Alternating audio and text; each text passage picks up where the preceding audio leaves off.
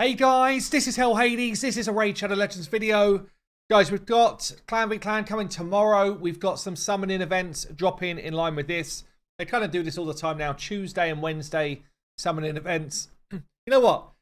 It kind of went from, we never know if there's ever going to be a summoning event. It'd be like every now and then, once in a blue moon, a summoning event would drop out.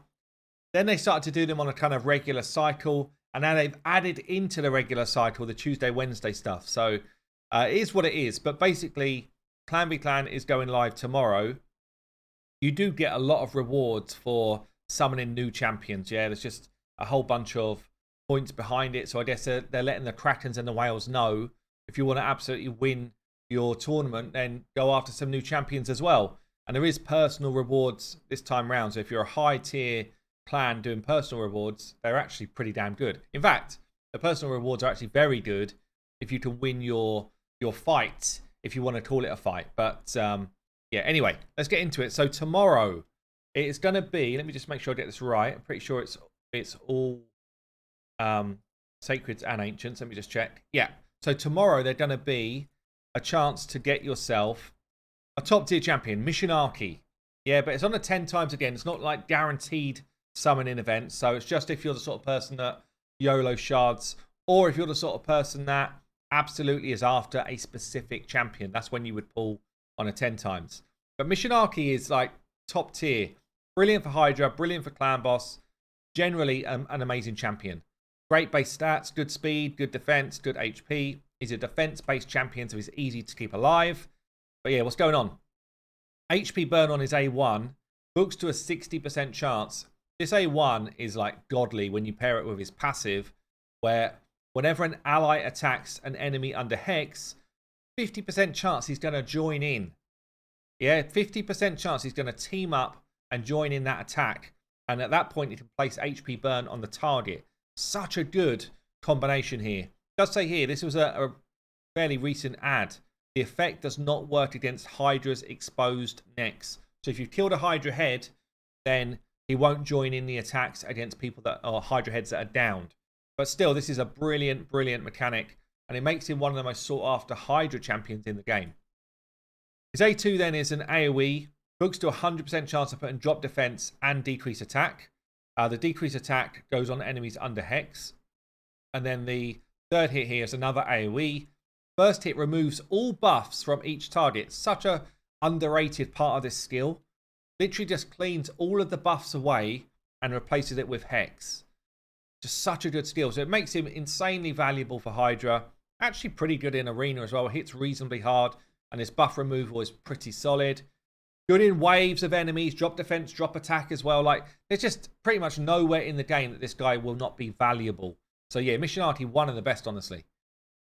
Okay, the second champion then, also in Shadowkin. This champion's going to be dropping on Wednesday. And it's a Void Legendary Yumiko. This one's a bit controversial because they just announced they're making changes to Arena to try and improve the whole kind of like polymorph experience. So firstly, rank 1 to 5 of polymorph now needs accuracy. I don't think that's going to change much because rank 6 still doesn't need accuracy, and rank 1 to 5, well, honestly, it's not like you're going to suddenly start building your nukers with resistance or, you know, your debuffers with resistance because they need their stats elsewhere. So chances are you can run a very low amount of accuracy and still get your polymorphs away, which sucks. But anyway, they've announced that polymorph can now be reflected back at enemies. And there's two ways to do it. One is the Deflection set, which is a set that you can go out and grab. I think you get it through... Is it just through Arena now? How do you get Deflection set? Hold on. Is it in the Forge generally? I know you get it. You get the materials, the core hammers. Okay, yeah, so you get this through Faction Wars. Okay, no, so it's not just that. So you can win it if you get into like Plat Arena, but you can also just collect up the core hammers and the materials from Faction Wars. So it is a farmable set to a certain degree. So you can deflect the polymorph back, but also the only other way to do it at the moment in the game is Yumiko. So Yumiko has got a ability. Let me just find it in her skills. So when an enemy is under Hex, she places Hex. When an enemy is under Hex, books up to, what's this, 75% chance of transferring debuffs back to a random enemy instead of being placed on the target. So if anyone's trying to place a debuff on herself or an ally, 75% of transferring those debuffs back to a random enemy that's got Hex that she placed. So Hex has got to be out there in the first place. You need a fast Yumiko to do that. And honestly, you're probably going to be using this skill first. Like, she's a live arena god, but you probably would use this skill first, lock out the enemy, then you would apply Hex. So it's going to be a little bit down the road, but ultimately it's the only other way to stop Polymorph landing everywhere. And she is a godlike champion. So interested that they've added that mechanic. I hope they allow some other champions to have that sort of mechanic as well. So yeah, let's get to her skills then. So the A1 double hitter. So each hit steals turn meter if this champion's got high HP, or heals her if she's got low HP. Very cool A1, honestly. The turn meter steal is very solid. Like, you got 15% turn meter steal coming from an A1. The A2 then applies this Hex that I've spoken about. So it's a 100% chance to apply Hex for 3 turns. Against Bommel, this is actually really insane as well. But basically, as soon as you've got Hex out there, your team will not be debuffed anymore. It's pretty much the premise, because it goes up to a 75% chance of transferring those debuffs back to enemies. If it's bosses, then it's a 50% chance.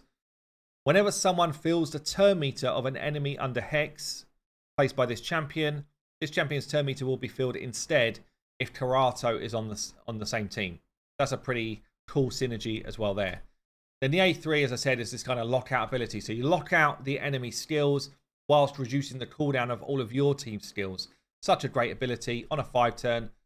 Probably the most broken thing about Yumiko, compared to, say, Kaimar, who does the same type of thing, is Yumiko can reset her own skill. Yeah, so a Kaimar cannot reset another Kaimar. Yumiko can reset anybody. And it's kind of busted because it's on a 5-turn cooldown anyway. If you've got 2 Yumikos on the same team, you basically just chain resetting everyone's abilities. It's nuts. Anyway, got this passive as well. So places Perfect Veil on this champion for 2 turns at the start of a round. So she just kind of gets hidden. And she's immune to all debuffs if she's got this Perfect Veil up. So she can't be debuffed while she's also hidden. Yeah, and then it improves when Karato's around as well. Accuracy in all battles, crazy base stats. Yumiko is one of the best champions in the game. So I will probably pull some voice shards on Wednesday. Anyway, there you go, guys. I've been Hell Hades. I'll see you later.